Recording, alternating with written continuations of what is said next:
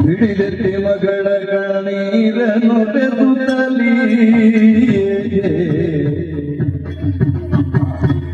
ಹಿಡಿದೆತ್ತಿ ಮಗಳ ಕಣ್ಣೀರನ್ನು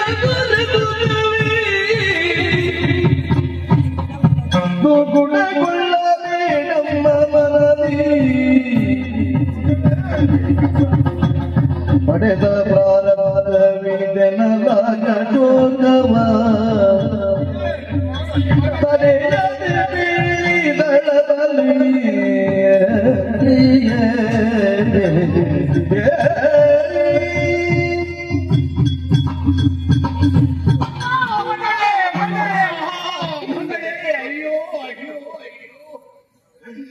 ಮಗಳೇ, ಇಂಥ ಸ್ಥಿತಿಯನ್ನು ನಾನು ನೋಡುತ್ತೇನೆ ಎಂಬುದಾಗಿ ನಾನು ಕನಸಿನಲ್ಲಿ ಯೋಚನೆ ಮಾಡಿದವಳು.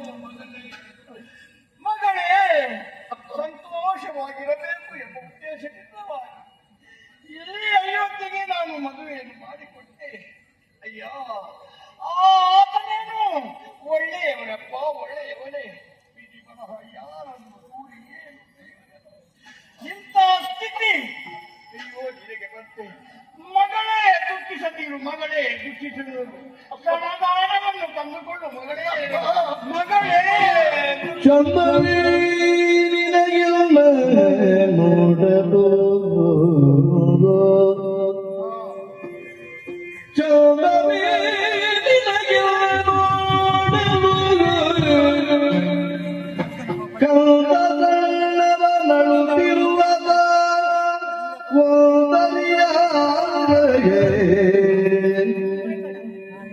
ಕಂದ ಸಣ್ಣವನಳುತ್ತಿರುವದ ಓದರಿಯ ಲೀಲಾವತಿಯ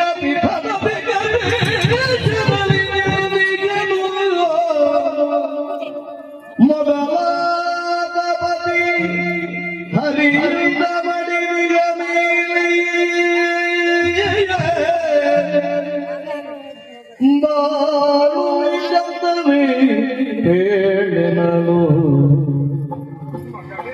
ಮಡಿದಿಗ ಮೇಲೆ ಬಾಳುವೆ ಚಂದ್ರವೇ ಹೇಳನಲು ತಳ್ಳಿದು ಧೈರ್ಯವನ್ನು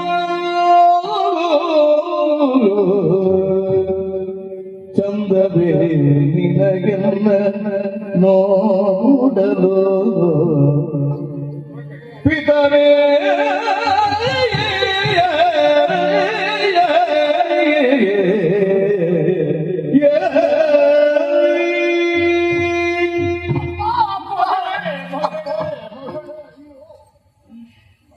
ಮನೋರಮೆಯ ಜೀವನದಲ್ಲಿ ಯಾವುದಿದ್ರೆ ಸಂತೋಷವನ್ನು ಕಾಣಬೇಕೆನ್ನುವ ಉದ್ದೇಶದಿಂದ ಅಯೋಧ್ಯೆಯ ಅರಸನಿಗೆ ನನ್ನನ್ನು ಮದುವೆ ಮಾಡಿಕೊಟ್ಟಿದ್ದೀನಿ. ಅಪ್ಪ, ಮದುವೆಯಲ್ಲಿ ಎಂತಹ ಸಂಭ್ರಮ, ಎಂತಹ ವೈಭವ ನೀ ಕಂಡೆ. ತನ್ನ ಮಗಳು ಇಂಥವನ ಜೊತೆಯಲ್ಲೇ ಮದುವೆಯಾಗಬೇಕು, ಸಂಭ್ರಮ ಜೀವನವನ್ನು ಕಾಣಬೇಕೆನ್ನುವ ಬಯಕೆ ನಿಮಗೆಲ್ಲರಿಗಿತ್ತು. ಅಪ್ಪ,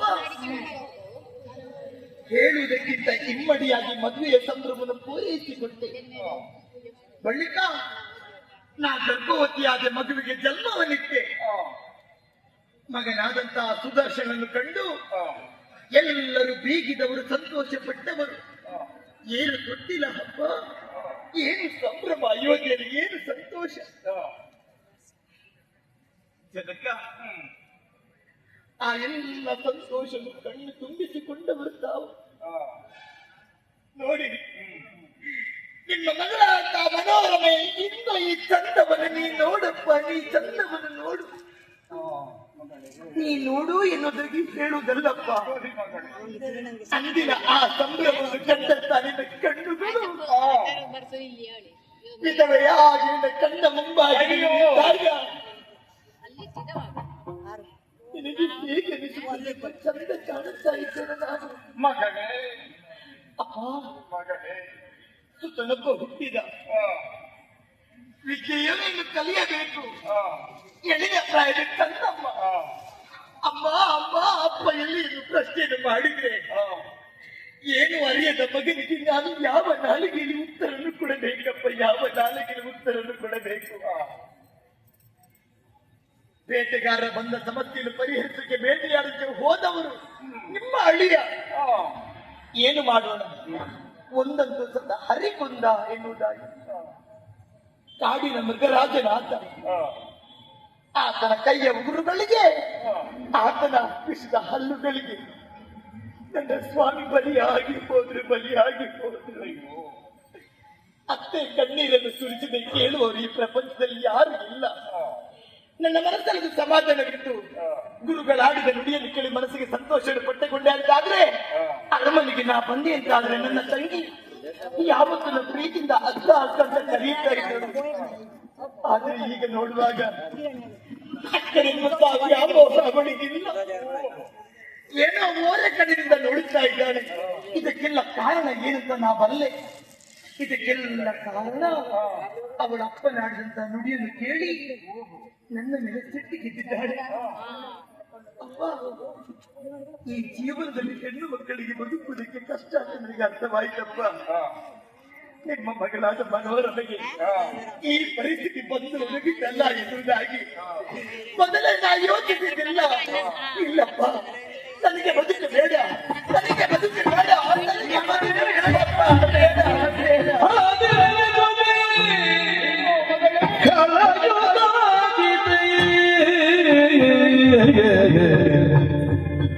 ಅಳದಿರಲೆಂದೆ ಕಳೆಯುತ್ತಾಗಿದ್ದ ಫಲನೆನಿಸಿದರು ನಿನ್ನ ಮಗನಿಗೆ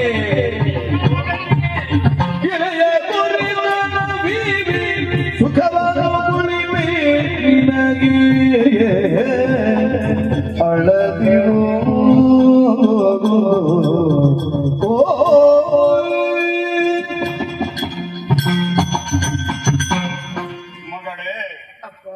ನೀನಾಡಿದಂತಹ ಪ್ರತಿಯೊಂದು ಮಾತುಗಳನ್ನು ಕೇಳಿದಾಗ ಕಾದ ಕಪ್ಪಿದವು ಕಿವಿಗೆ. ಆಯಿತು ಮಗಳೇ, ಅಯೋಧ್ಯೆಯಲ್ಲಿ ನನ್ನ ಜೀವನವೇನು ವ್ಯರ್ಥ ಅಪ್ಪಯ್ಯ. ಮಗಳೇ, ಈ ರೀತಿಯಾಗಿ ನೀವು ಅಳುತ್ತಾ ದಿನವನ್ನು ಕಳೆದರೆ ನಿನ್ನ ದೇಹದ ಆರೋಗ್ಯ ಏನಾಗಬೇಕು ಮಗಳೇ? ನನ್ನವರನ್ನೇ ಕಳೆದುಕೊಂಡ ಬಳಿಕ ನಾ ಬದುಕಿದ್ದು ಏನು ಪ್ರಯೋಜನಪ್ಪ? ನಾ ಬದುಕಿದ್ದು ಏನು ಸಾರ್ಥಕರು ಪಡೆಯುವುದಕ್ಕೆ ಸಾಧ್ಯ ಉಂಟು ಹೇಳಿ? ಮಗಳೇ, ನೀನು ಬದುಕುವುದಕ್ಕಿದೆ, ಬದುಕಿ ತೋರಿಸುವುದಕ್ಕಿದೆ, ನಿನಗಾಗಿ ಅಲ್ಲ ಮಗಳೇ. ಯಾರಿಗೆ? ನಿನ್ನ ಮಗನಿಗೋಸ್ಕರವಾಗಿ, ಸುದರ್ಶನಗಾಗಿ ನಾ ಬದುಕಬೇಕು. ಯಾವ ರೀತಿಯಪ್ಪಯ್ಯ? ನೋಡು, ಏನಾದರೂ ಕೂಡ ನನ್ನ ಅಳಿಯನಿಗೆ ಮೊದಲಾಗಿ ನೀನಲ್ವ ಹೆಂಡತಿ ಮೊದಲೆಂದಿತ್ತು? ಅದು ಸತ್ಯ. ಆನಂತರ ಅವಳ ಲೀಲಾವತಿ ಅಲ್ವೇ? ಹೌದು. ಹಾಗಿರುವಾಗ ಯಾರಲ್ಲಿ ಯಾವ ರೀತಿ ಏನನ್ನು ಕೇಳಿದ್ರು ಕೂಡ ನಿನ್ನ ಮಗನಾದ ಮಗನಿಗೆನೇ ಅಲ್ವೇ? ಉಜ್ಜಯಿನಿ ಅರಸನಿಗೆ ಈ ವಿಷಯ ಗೊತ್ತಾದ್ರೆ ಅವನು ಸುಮ್ಮನೆ ಇರ್ತಾನಪ್ಪಯ್ಯ. ಅಯ್ಯ, ಅವ ಮೊದಲೇ ಸಿಟ್ಟು ಕಾಂಗ್ರೆಸ್ನಲ್ಲಿ ಗೊತ್ತಿದ್ದ ವಿಷಯ ಅಲ್ಲ. ನೀನು ಹೇಳಿದ್ದು ಗೊತ್ತಾಯಿತು. ಅವರ ಸೇನಾಪಡೆ ತುಂಬಾ ಗಟ್ಟಿಯಾಗಿ ಉಂಟಪ್ಪಯ್ಯ. ಅಯ್ಯ ಮಗಳೇ, ನ್ಯಾಯ, ಸತ್ಯ, ನಿಷ್ಠೆ, ಧರ್ಮ ಇದು ಏನು? ಇದರಂತೆ ನಡೆಯಬೇಕಲ್ವೇನೋ? ಸತ್ಯಕ್ಕೆ ಯಾವತ್ತೂ ಜಯ ಆಗುತ್ತದೆ. ಖಂಡಿತ ಸತ್ಯವಲ್ವಾ? ನೀನಾಡಿದ ಮಾತನ್ನ ನಂಬುತ್ತೇನೆ ಮಗನಿಗೆ. ಖಂಡಿತವಾಗಿ ಪಟ್ಟಣವನ್ನು ನಾನು ಕಟ್ಟಿಸುತ್ತೇನೆ. ಸತ್ಯಕ್ಕೆ ಜಯ, ಸುಳ್ಳಿಗೆ ನನಗಾಗಿ ನಾ ಬದುಕುವುದಿಲ್ಲ.